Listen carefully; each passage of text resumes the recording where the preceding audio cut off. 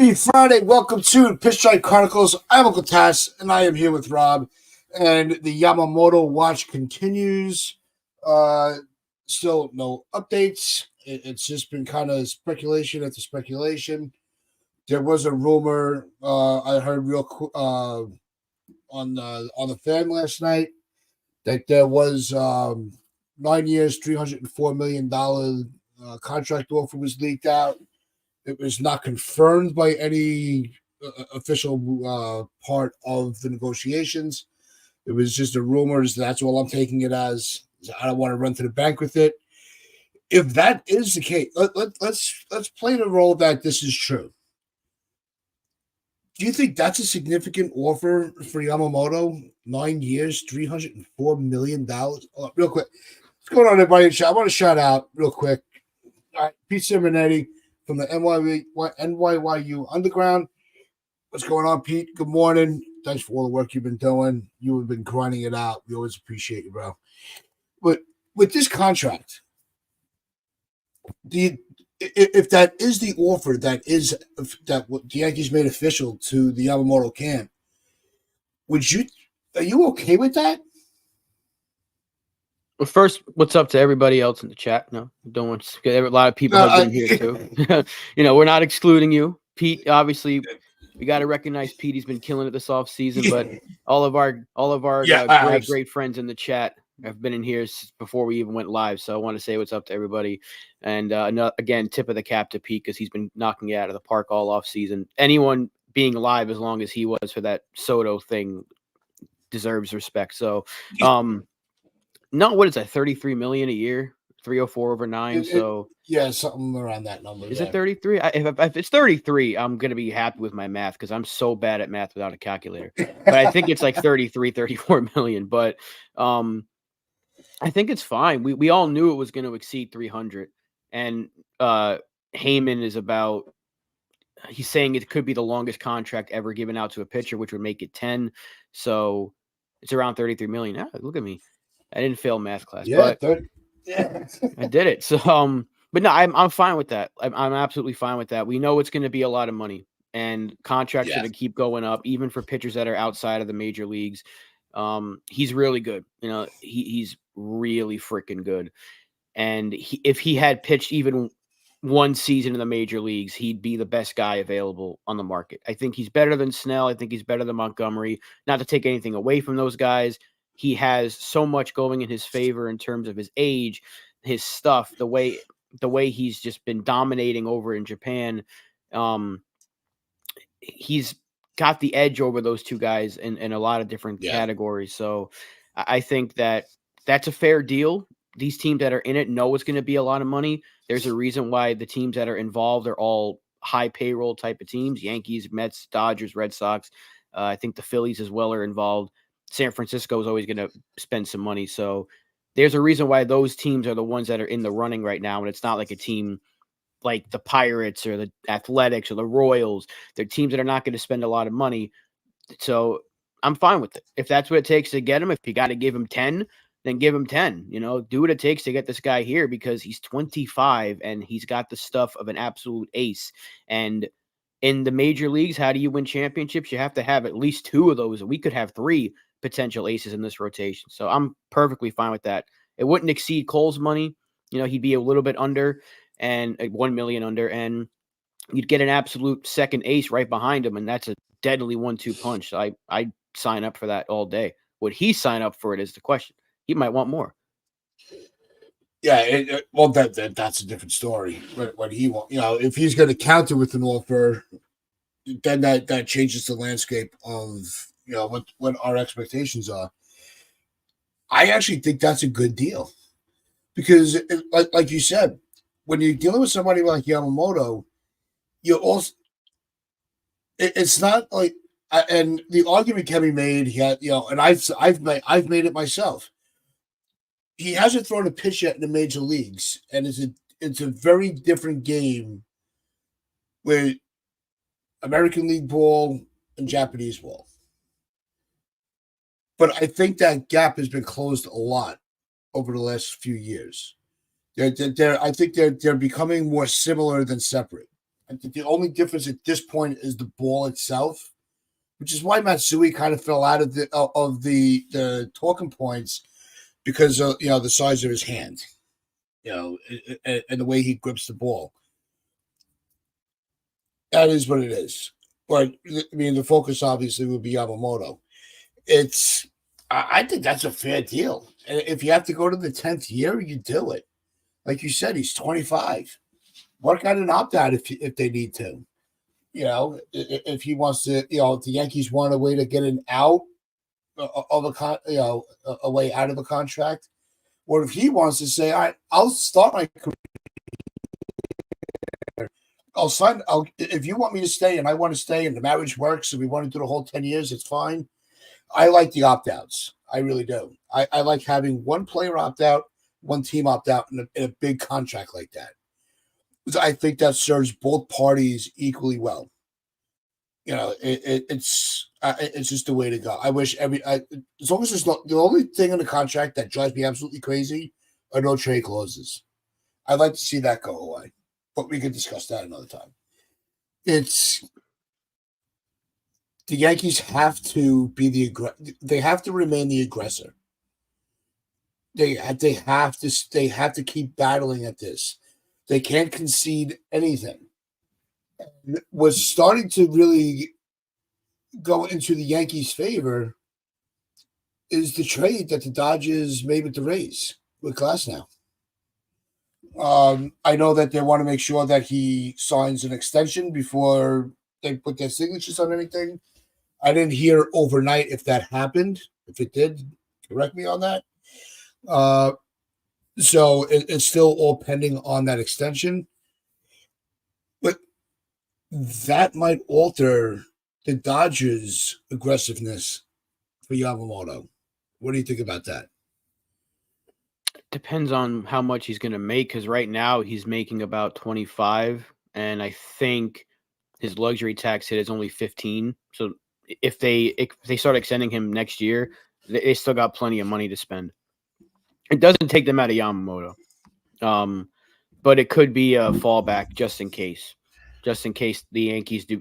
Because everything we've been hearing over the last couple of days, like Nightingale, which terrifies me that he's the one that said it, that the Yankees are the favorite.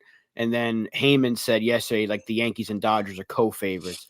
And then, of course, like 2 hours later, he changed his opinion and was like, oh, the Yankees, Dodgers, and Mets are like the three top teams. So I think the Dodgers know that the Yankees are a real legitimate threat to getting him, and they're making moves just in case. So if they get Glasnow, which they probably will, because the expectation is the deal's going to go through. They get him. They still have plenty of farm system to go make another move to trade for another pitcher like Dylan Cease, who apparently the Yankees are keeping tabs on. Or they could sign a guy like Jordan Montgomery or sign a Blake Snell because they need pitching. Or they go after Imanaga, who's like the second best pitcher out coming out of Japan right now, unless Sasaki gets posted, which I don't think he will. So, yeah, I think the Dodgers are just kind of moving quickly just in case, but they're legitimately in on Yamamoto, which is scary because they have the financial flexibility to do it because of Ohtani's deal.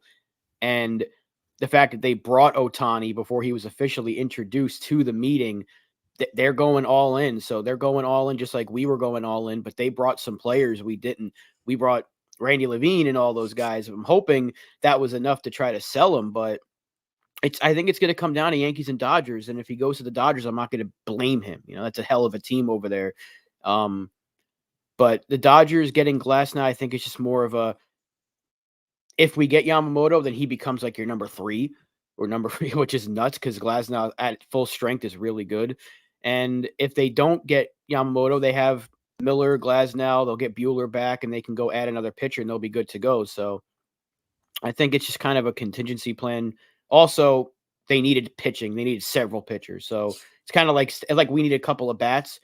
They got their first big arm, and now they're going to try for another one. Yeah, I mean, we're going to discuss it a little bit. I'm going to bring up some possibilities for our contingency plan. I don't want to use the word backup plan, but in reality, that's what it is. Like Glasnow's their backup plan. if they're going to be able to use them. I think the Yankees have options to have that, and I'll get into that in a little bit. But I do want to stick with the Yamamoto for a little while because that is what's on everybody's mind. But before we get any further, Umaga. Yeah, I made that mistake on the After Dark show. I called him Umaga, but that's just me not being able to pronounce shit. But let's give a shout out to the chat. All right, you saw the comment. We saw Pete was here. We got Christopher Flash in the chat. We got Mr. Barros in the building always every morning. Dad's keeping an eye on us, making sure we don't do anything inappropriate. We got Chris Northrop from the upper deck in the chat with us. Good morning, Chris. As always, we got the whole family's here. Right, we got NFV from the Strike Zone. We got Fortran Express. We got Mike Maz in the building. Medina, as always. You guys, day in, day out, continue to support us. It's amazing. Who else we got in here? Of course, I should have known. We got Jonathan here. What's going on, Jonathan? How is everything going?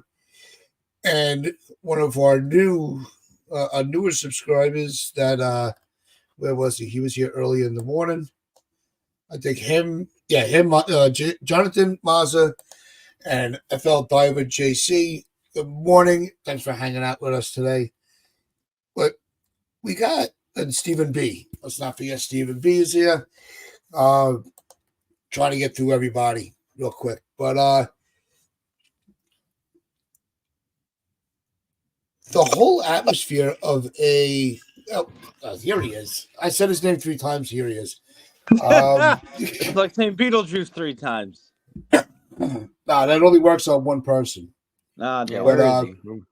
No, don't say it, please. Oh, we need him here. We're gonna be talking about trades, and then who else do we want in the chat when we talk about trades? But Li Yankee King. That's why I'm postponing it. Li Yankee King. He's gonna show up now. Let's go on, FJ. But this whole the Yamamoto or bust, I think that's putting an unfair amount of pressure on the Yankees to make a deal where it's not their decision. They're making the offer. They're putting the effort in. It's we got a guest.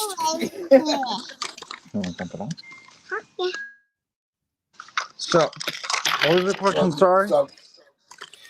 So, are we putting unfair pressure on the Yankees for an office because they are staying aggressive on it, but ultimately it's going to be Yamamoto's decision? Because the backlash is going to come that it's all Hal should have done this, Hal should have done that. I think he's taken every step possible to keep him as the favorite. Yeah, I think that's fair to say. I mean, I don't think we're putting an unfair amount of pressure on him because of who we're talking about. I think it's more or less of now it's just a waiting game, and Hal is doing everything he can to court him.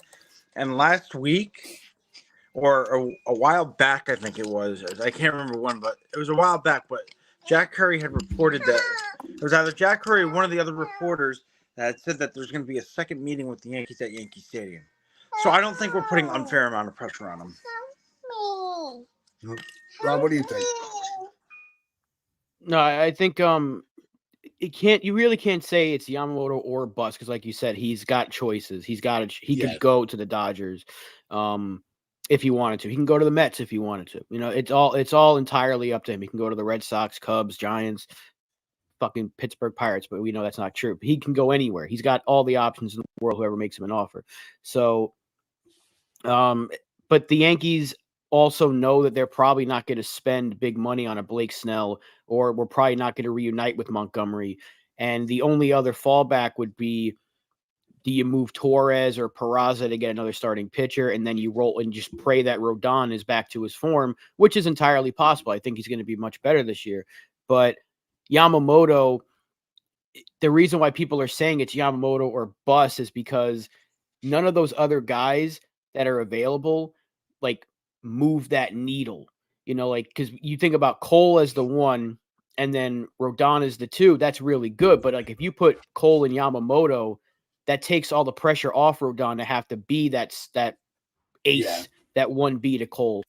I'm not saying that's what hurt him last year because he was obviously injured, but there's not a pitcher out there that has the stuff that he does that brings the like that's going to bring excitement. I would take Blake Snell on this team. Don't get me wrong. I think he's really good. He's had success in the AL East and he was this close to a World Series with Tampa Bay, but he wouldn't. I don't think signing Blake Snell or bringing back Montgomery is going to like excite the fans because this is like the big move. Like everybody's in on Yamamoto. Like Steve Cohen's pockets, he wants Yamamoto. The Dodgers, who are going for it all, they want him. The Red Sox want him. The Blue Jays want him. So you have a chance to take him from 3 of your rivals and like what people call the Yankees of the West Coast of the Dodgers. They always say like the Dodgers and the Yankees are so similar the way they spend and all that. So you have a chance to get a guy that all the top spending teams want. And if you get him, that kind of sends that message is like, you're still the Yankees. Like you might want this guy, but the Yankees are going to get him because they're the Yankees. That's how it used to be when there was a top free agent. Like when Giambi was a free agent, it's like, well, he's going to be a Yankee. That's how it went. And we got him. I think that's what to me, that's what I think people are saying. It's like, because that kind of sends that message that the Yankees are still the Yankees, even though they haven't operated like that in recent years completely. They just got Juan Soto when no one thought he was going to get traded that soon. And they just got him. And now they're going to go get the top pitching free agent because they want him that badly. So that sends a message like the Yankees are still the Yankees when they want to be. And I think that to me, that's what I'm going to go with. And that's the other thing, Rob. That's a great point. Is we've seen this all season that when Hal wants someone, he gets them. That's it. It's a done deal, pretty much. He wanted Soto, so he went and got Soto. He wanted Verdugo, he went and got Verdugo. So what makes me think this Yamamoto situation is going to be any different than a normal trade or a normal signing? It doesn't. Nothing changes that. That's why I'm so confident about it. Because it's not a trade. That's the problem. Exactly. Because Hal wants Yamamoto. He said this on multiple occasions. So what makes me think he's not going to go out and spend the most money on Yamamoto to get him? Nothing. Because when Hal wants someone, Hal gets him. And that's been the storyline this whole offseason. So I don't think that anybody can refute that because we've seen it. So that's why I'm in agreement with Rob that it makes too much sense for them not to get him.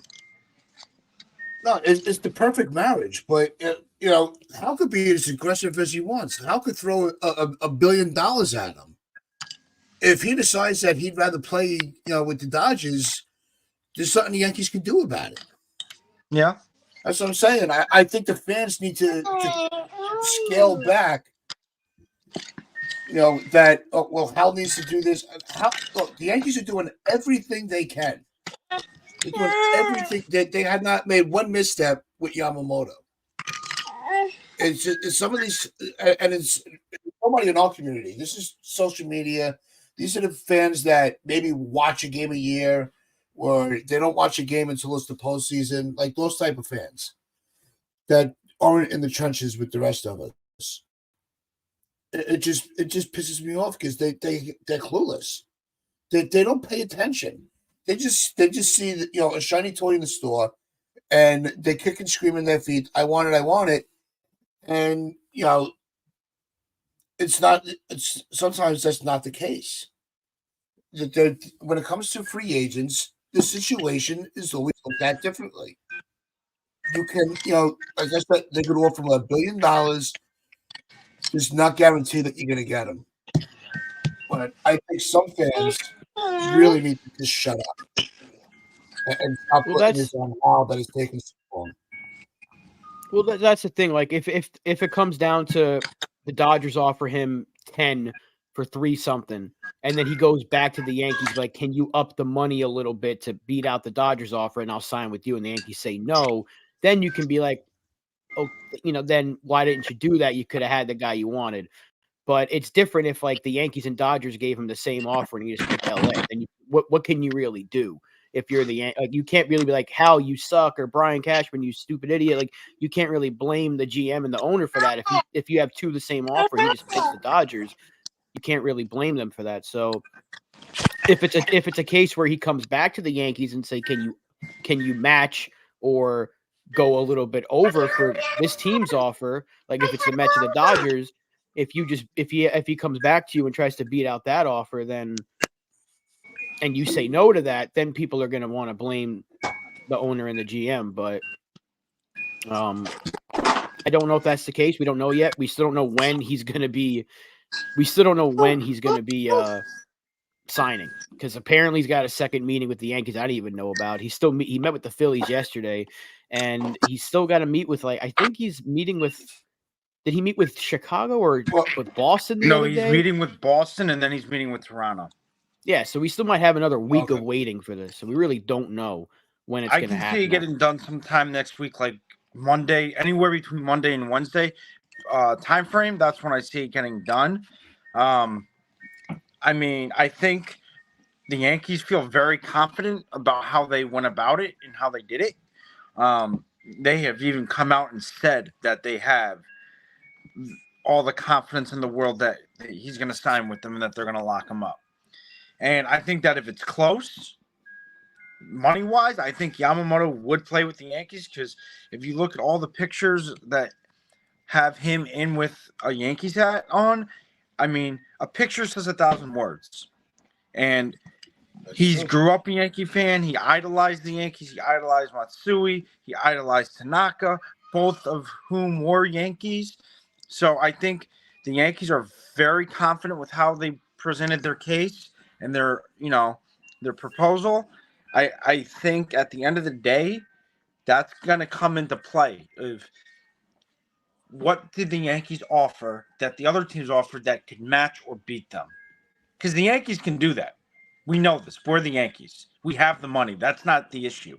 It's a matter if they want to spend it, and I think they do want to spend it on Yamamoto because they've been after him so tightly, and they went to every one of his games in Japan that he started, which is a sign of respect, and that's something that we have to look at too. I don't remember hearing any other team going to every one of his games that he pitched to watch him play, and that's a sign of respect. Plus, they held out on giving out the number 18 for this reason. Yep. No, it's when the second meeting happens, I would really like it to be in New York. It's this comment from Steve here. I think once he sees Yankee Stadium and the history with the players, he thinks that could swing the pendulum even further our way. Yep. We've all done it. We've all been to the stadium. No matter how many times you go there, when you walk, when you're walking to, up to the stadium from the entrance, it's still every time it's breathtaking. Like it's got a different feel to it. Yeah. I mean, I walk it through Monument Park. I take them through, anywhere that just walking around the stadium and just seeing all the pictures of all the past stars that have been here and the legends. All right, let's walk and talk and just show him everything. Take him to the clubhouse. I think I take him to Monument Park. I set up a picnic out there, and say, if things go well, this could be you. What's going on, Damien? Let's just let D-Rod's here. Morning, yeah, D-Rod. He's got a good point because money does speak the loudest. Yeah. So Yankees could bring him in, and I think getting a second meeting is actually really important because usually if you have a second meeting with even if you're trying to go get a job, if they bring him for a second meeting, it means you probably got the job. So if he's going to take a second meeting with the Yankees, he's probably leaning towards the Yankees. We'll see if he takes a second meeting with the Dodgers as well. But the first meeting, he met with the Yankees front office and the brass and all that. Now, if they bring him to the stadium, that's where you can have Judge in the clubhouse and in Monument Park and bring him through all that stuff. And maybe you bring Matsui along for that. Because I don't think he was in the first, and that report was obviously not real about Tanaka and Matsui. So maybe they bring in Matsui for the second meeting, and you show him around the stadium, and you show him all the rings. But as D-Rod said, if the Dodgers give him like an extra $30 million or something like that, he's probably going to take the Dodgers deal. And I wouldn't blame him for that. Yeah. He's going to make a ton of money. He's going to go to a really good team. So, we'll see. But it's really just a wait and see game. I want the guy. Everyone wants the guy. Everyone in this chat wants the guy. I don't know if there's a Yankee fan that doesn't want him on this team. Yeah. The Yankees want him. People are those pictures of him in Yankee hats are from a while ago. That it's not like he took them yesterday. Because then if he did that, he would know like people are going to start speculating. So I think those are older pictures. I know it's a good sign that he's got Yankee hats on in the past, but there's also reports that he grew up a Dodger fan. So we don't really know. No one knows what goes on in his head. No one knows what he's done in his past and all that when he was a kid. So I think we should just kind of put those to the side for a second and let's just wait for his decision. It sucks waiting. I know, Tatch, you're impatient.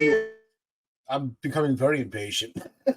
Yeah, so when we get a decision, we'll get a decision. That's really what's going to come down to. Learning about the second meeting is relaxing me a little bit because this second meeting it does bode well for the Yankees. Then because the Yankees are now going to be able to say, "All right, you heard what we had to say the first time. Where are we at? Where can we make adjustments to get you here?" Yeah, so it's going to give that. I think if they're having that second meeting, man, that boosts my energy levels a little bit. Yeah, absolutely. We'll wait and see. If Curry said it, then you got to trust him. If it came out from like Nightingale, like that's why when I saw that the other day, the Yankees are favorites, and everyone's like, "Oh my God, Bob!" And I saw one hilarious tweet with just his face in that song from Spider-Man, the hero song. But I'm like, it's Nightingale. He's been wrong about everything in the past, and it's like I wouldn't want to believe it if Heyman said it. So yeah, just I'm on the wait and see game. That's really all we can do. And NFE, you know exactly how I feel about the whole manager thing. It's never going to happen, and it's never going to happen. It's up in there in the chat. You'll see it. Yeah, it's look. The second meeting is that's what we needed to hear. As far as with all the hats, look. Everybody has a Yankee hat. I was on with Hector in the Morning Brew yesterday, and I'm like, I didn't want to dive I didn't want to think too much into. Oh, he's got a Yankee hat. It's a fashion sense for a lot of people.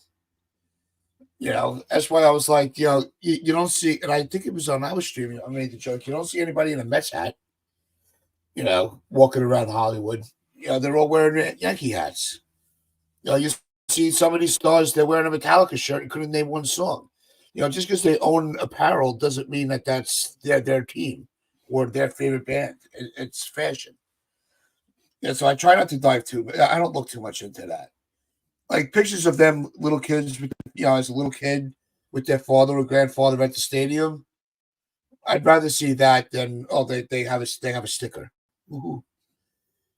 Yeah, NFE brings up a good point here because you see a lot of knockoff Yankee hats, but it's such a recognizable logo. Yeah. It's a simple thing. It's just an NY. And New York, when you think of America, you think of New York probably first. You think of California, LA.